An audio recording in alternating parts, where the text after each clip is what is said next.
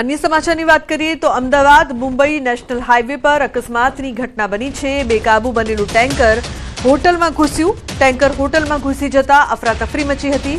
ગુજરાત અને મહારાષ્ટ્રની હદ પર તલાસરના દાપચરની આ ઘટના છે।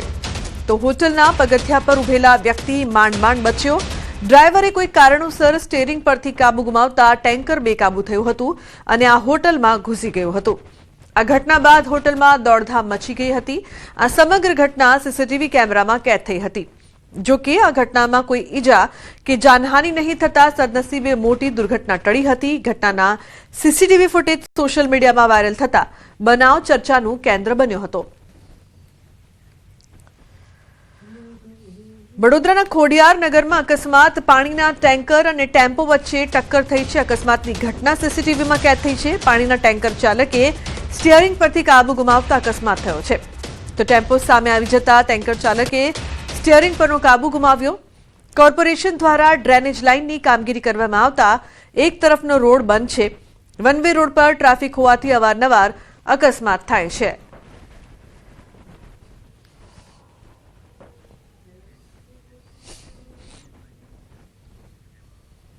अन्य समाचाરની વાત કરીએ તો અમદાવાદના એસજી હાઈવે પર વહેલી સવારે વધુ એક અકસ્માત સર્જાયો છે। પકવાન બ્રિજ ઉતરતા બે કાર વચ્ચે અકસ્માત સર્જાયો છે। તો સ્કોર્પિયો કાર ચાલકે અચાનક બ્રેક મારતા અન્ય કાર પાછળથી અથડાઈ હતી। સદનસીબે એરબેગ ખુલી જતા કાર ચાલકનો બચાવ થયો છે।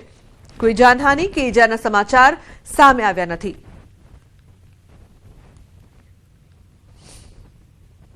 અમદાવાદના એસજી હાઈવે પર વધુ એક અકસ્માતની ઘટના બની છે। અમદાવાદના એસજી હાઈવે પર પકવાન બ્રિજ ઉતરતા આ અકસ્માતની ઘટના જે છે તે બની છે, જેમાં વહેલી સવારે એક સ્કોર્પિયો કાર અને કિયા સેલ્ટોસ કાર વચ્ચે જે છે તે અકસ્માતની ઘટના સર્જાઈ છે। સ્કોર્પિયો કાર ચાલકે અચાનક બ્રેક મારતા કિયા સેલ્ટોસ કાર ચાલકે કાર પરથી કાબુ ગુમાવ્યો હતો અને કિયા સેલ્ટોસ કાર જે છે તે પાછળથી સ્કોર્પિયો કારને પાછળથી ધડાકાભેર અથડાઈ હતી, જેમાં કિયા સેલ્ટોસ કારને ભારે નુકસાન સર્જાયું છે। જો કે એરબેગ ખુલી જતા કાર ચાલકનો બચાવ થયો છે, પરંતુ જે પ્રકારની આ સ્થિતિ છે આપ જે જોઈ શકો છો કે આ સ્કોર્પિયો કાર છે કે જેને પાછળના વ્હીલ પાસે જે છે તે ભારે નુકસાન અહીંયા પર જોવા મળી રહ્યું છે। એટલે કે એસજી હાઈવે પર જે અકસ્માત જે સર્જાયો છે અને આ એક વધુ એક અકસ્માત છે કે જેમાં બે કાર વચ્ચે જે ધડાકાભેર કાર અથડાઈ હતી અને જેમાં એરબેગ હોવાના કારણે જે કાર ચાલકનો સુરક્ષિત બચાવ થયો છે। કેમેરામેન ખેંગા રાઠોડ સાથે સંજય ટાંક, ન્યૂઝ 18 ગુજરાતી, અમદાવાદ। તો અકસ્માતમાં બંને કારને ભારે નુકસાન થયું છે। એસજી હાઈવે પર અકસ્માતની આ સમગ્ર ઘટના બનવા પામી છે, પરંતુ એરબેગ ખુલી ગઈ તેના કારણે જે કાર ચાલક છે તેનો જીવ બચી ગયો। કાર ચાલકે અચાનક બ્રેક મારતા અન્ય કાર સાથે ટક્કર થઈ હતી, પરંતુ રફતારનો કહેર યથાવત છે। અમદાવાદ, વડોદરા અને અમદાવાદની બીજી એક જગ્યાના આ દ્રશ્યો અત્યારે આપ ટીવી સ્ક્રીન પર જોઈ રહ્યા છો। બેકાબુ ટેન્કર હોટલમાં ઘૂસ્યો અમદાવાદમાં, તો બીજી તરફ ટેન્કર અને ટેમ્પો વડોદરામાં અહીં ટક્કર જોવા મળી, જેના સીસીટીવી ફૂટેજ પણ સામે આવ્યા। તો બીજી તરફ અમદાવાદના એસજી હાઈવેમાં બે કાર વચ્ચે અકસ્માત સર્જાયો હતો। ટક્કર થઈ હતી, જેમાં કાર ચાલક માંડ બચ્યો। અન્ય સમાચાર, વલસાડથી પુત્રએ જ કરી માતાની હત્યા। ઉમરગામમાં બની એક દર્દનાક ઘટના। માનસિક અસ્થિર પુત્રએ માતાની હત્યા કરી દીધી। પોલીસને જાણ થતાં ઘટના સ્થળે દોડી આવી આરોપી પુત્ર કિરીટની અટકાયત કરવામાં આવી છે। સમગ્ર વિસ્તારમાં અરેરાટીનો માહોલ છે। મૃતક મહિલાના મૃતદેહને પોસ્ટમોર્ટમ માટે ખસેડાયો છે। તો આરોપી પુત્ર કિરીટની અટકાયત કરવામાં આવી છે। ભરત જોડાયા છે ફોન લાઈન પર વધુ માહિતી આપવા માટે। ભરત, ખૂબ જ દર્દનાક આ સમગ્ર ઘટના, શું વિગતો છે આપની પાસે? જી બિલકુલ, ખૂબ જ દર્દનાક ઘટના છે, જ્યાં એક પુત્રએ જ પોતાની માતાને આ રીતના છે હત્યા નિપજાવી હતી અને ત્રિકમ મારી અને ગળાના ભાગે ગંભીર ઈજાઓ પહોંચાડી અને આ પુત્ર જ છે માતાનો હત્યારો બન્યો હતો। અત્યારે પુત્ર છે એની અટકાયત કરવામાં આવી છે અને પોલીસે આ સમગ્ર મામલાને ગંભીરતાથી લઈ તપાસ હાથ ધરી છે। અત્યાર સુધી જે રીતે માહિતી મળી રહી છે એ મુજબ જે આરોપી પુત્ર છે તે માનસિક રીતે અસ્વસ્થ છે અને કોઈ વાતને લઈને ઉશ્કેરાઈ અને માતા પર જ ત્રિકમ વડે હુમલો કર્યો હતો અને તેને ગળાના ભાગે ત્રિકમ મારી અને કરપીણ હત્યા કરી હતી। સમગ્ર ઘટનાને કારણે સમગ્ર પંથકમાં છે ચકચાર મચી ગઈ છે અને પોલીસે હવે આ મામલે તપાસ હાથ ધરી છે। જી બિલકુલ, આભાર સમગ્ર માહિતી બદલ. તો પોલીસ દ્વારા વધુ તપાસ કરવામાં આવી રહી છે. અમદાવાદમાં 7th ડે સ્કૂલમાં મારામારીનો મામલો. સ્કૂલના આચાર્ય એડમિન હેડે જવાબ રજૂ કર્યો છે. મારામારીની ઘટનાને શાળાએ સામાન્ય ગણાવી છે. સામાન્ય ઘટના ગણાવીને જાણ ન કરાઈ હોવાનો આચાર્યનો લૂલો બચાવ જોવા મળ્યો છે. સ્કૂલના જવાબથી ડીઈઓ સંતુષ્ટ નહીં. સ્કૂલ સરકાર હસ્તક હોય તમામ ગતિવિધિની જાણ ડીઈઓને કરવી ફરજિયાત. 7મા ધોરણમાં વિદ્યાર્થીને માર મારતા શાળા દ્વારા ડીઓને જાણ કરવામાં ન આવતા આચાર્ય અને એડમિન હેડને નોટિસ ફટકારાઈ હતી. અન્ય સમાચાર સાણંદથી. આંગડિયા પેઢીનો કર્મચારી લૂંટાયો છે. સરખેજ નજીક મુકાનીધારી 3 શખ્સોએ લૂંટ ચલાવી છે. બેગમાં રહેલા 20 થી 25 લાખ રૂપિયા લૂંટીને ફરાર. પલ્સર બાઇક પર આવેલા આરોપીઓએ લૂંટ કરી હતી. ફરિયાદી ફારૂક ગનિયાણી પાસેથી થેલો ઝૂંટવી સરખેજ તરફ ભાગ્યા. સાણંદ પોલીસ દ્વારા ફરિયાદ નોંધીને તપાસ શરૂ કરવામાં આવી છે.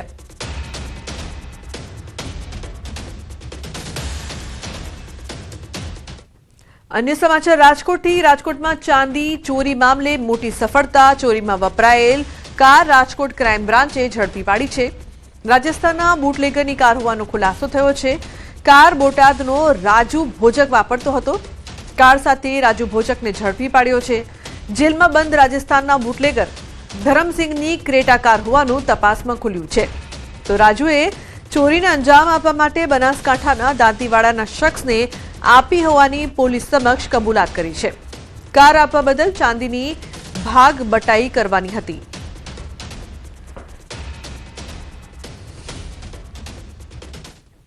જૂનાગઢના ભવનાથ તળેટીમાં યોજાનાર મહાશિવરાત્રીના મિની કુંભ મેળાની તમામ તૈયારીઓને તંત્ર દ્વારા આખરી ઓપ આપવામાં આવ્યો છે. રાજ્ય સરકારના માર્ગદર્શન હેઠળ જૂનાગઢ જિલ્લા વહીવટીતંત્ર અને પવિત્ર યાત્રાધામ બોર્ડના સંકલનની તારીખ 11 થી 15 ફેબ્રુઆરી સુધી મેળાનું આયોજન કરવામાં આવ્યું છે. આ વખતે ગિરનાર દરવાજા અને ભરડા વાવથી ભવનાથ મંદિર સુધીનો આશરે 3.5 કિલોમીટરનો માર્ગ મુખ્ય આકર્ષણ બનશે. જ્યાં શિવ આરાધના થીમ પર વિશેષ લાઇટિંગ, ફૂલ સજાવટ, સેલ્ફી પોઈન્ટ, ભવ્ય પ્રતિમાઓ, દિવાલ ચિત્રો અને સતત મંત્રોચ્ચારની વ્યવસ્થા કરવામાં આવી છે. વહીવટીતંત્ર દ્વારા શ્રદ્ધાળુઓને ભક્તિમય વાતાવરણનો અનુભવ લેવા ભવનાથ મેળામાં પધારવા આમંત્રણ આપવામાં આવ્યું છે. આ વખતે આપણા જે વાહનો છે એ ગિરનાર દરવાજાથી જ અટકી જવાના છે અને લોકોનો આ આખો 3.5 કિલોમીટરનો રૂટ પગપાળા રૂટ રહેશે. આ રૂટને માત્ર આકર્ષક જ નહીં પરંતુ આપણે મહાદેવની શિવની આરાધનાને જે ભવ્ય અથવા તો ભક્તિમય વાતાવરણને છે તે દરેક લોકો અનુભવી શકે તે થીમને આધારિત અમે આખા આ 3.5 કિલોમીટરના રૂટને સુશોભિત કર્યો છે. ભજન, ભોજન અને ભક્તિનો ત્રિવેણી સંગમ સમા મહાશિવરાત્રીના મિની કુંભ મેળાનો વિધિવત રીતે પ્રારંભ થવા જઈ રહ્યો છે. ત્યારે મેળાની તૈયારીઓ પૂર્ણ થઈ છે અને તંત્ર દ્વારા તમામ સુવિધાઓ સજ્જ કરવામાં આવી છે. છેલ્લા 1 મહિનાથી વહીવટી તંત્ર દ્વારા જુદી જુદી સમિતિઓ બનાવીને કામગીરી કરવામાં આવી હતી, જે કામગીરી પૂર્ણ થઈ છે. લાઇટ, પાણી, શૌચાલય, રોડ, આરોગ્ય, સ્વચ્છતા સહિતની તમામ કામગીરી કરવામાં આવી છે. શ્રદ્ધાળુઓની વધતી જતી સંખ્યાને લઈને કોઈ અગવડતા ન થાય, જેને લઈ વાહનો પર પ્રવેશ બંધી છે. મહાશિવરાત્રીના પ્રારંભના પહેલા જ દિવસે ડમરૂ યાત્રા યોજાશે, જે જિલ્લા પંચાયત ગેસ્ટ હાઉસના સામેના ગ્રાઉન્ડથી ભવનાથ મંદિર સુધીની રહેશે, જેમાં મોટી સંખ્યામાં ગુજરાતભરના સાધુ સંતો જોડાશે. મહાશિવરાત્રીના મિની કુંભ મેળાને લઈને સાધુ સંતોમાં પણ ભારે ઉત્સાહ છે. સાધુ સંતો દ્વારા મહાશિવરાત્રીના 5 દિવસ દરમિયાન જુદા જુદા આશ્રમો ખાતે વિવિધ કાર્યક્રમો યોજાશે. લોકો કાર્યક્રમોમાં આવે તે માટે સાધુ સંતોએ અપીલ કરી છે. से लोगों की भीड़ हर साल बढ़ती जा रही है. इसके मद्देनज़र हमने करीबन 3 किलोमीटर पहले जो गिरनार दरवाज़ा है, भरड़ावाव दरवाज़ा है, वहाँ से लोग इस मेले में चल के जाए, इस प्रकार की व्यवस्था की है. भवनाथ के एरिया में सांस्कृतिक कार्यक्रम का आयोजन 11 से 14 फरवरी तक किया जाएगा, जिसमें ख्यातनाम कलाकार आएंगे और अपना कार्यक्रम प्रस्तुत करेंगे. આ વર્ષે પણ મિની કુંભ સરકારશ્રી તરફથી આવ્યો તો સરસ રીતે સંપન્ન થાય આમાં આ મેળાની અંદર મીડિયા જગતનો, પત્રકારો, સાથે સાથે રાજકીય નેતાઓ અને કલેક્ટરશ્રી, પોલીસ તંત્ર બધાનો સહયોગ સારો છે. સંતોના સહિયારા પ્રયાસથી સૌ કોઈનો એક આગવો પ્રયાસ છે કે મેળો વ્યવસ્થિત રીતે કેમ સફળ થાય. એમાં આપણું ચોક્કસ એવું સૂચન હોઈ શકે કે આવો આપણે આ મેળામાં ક્યાંય પણ નડતરરૂપ કોઈ ન થઈએ, વ્યવસ્થા જાળવી રાખીએ અને સૌ સાથે મળી ગિરનારીની શિવરાત્રિની, શિવજીની પ્રાર્થના સાથે અને એમની આરાધના સાથે આ મેળામાંથી એકતાનો સંદેશ જાય લોકોમાં.